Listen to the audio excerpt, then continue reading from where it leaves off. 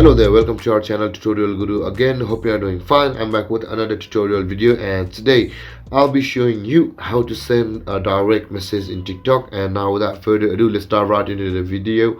But before that, don't forget to like, subscribe and hit that bell icon for more videos. Okay, now to send a direct message in TikTok, let's go to our TikTok app first. This is our TikTok. And it's a lovely video. Now, to send a direct message to someone on TikTok, tap the inbox option at the bottom of your screen. You can see the 5 options at the bottom of your screen there. And after that, tap the airplane icon on the right side of your inbox, which is here on the top right corner. Now from here, if you want to directly send a message, there are 2 options over here.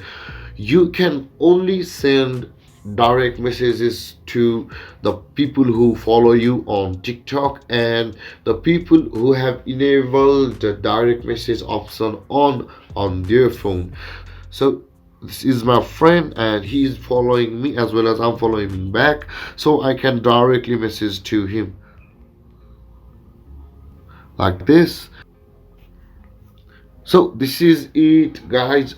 This is how to send a direct message in TikTok inbox.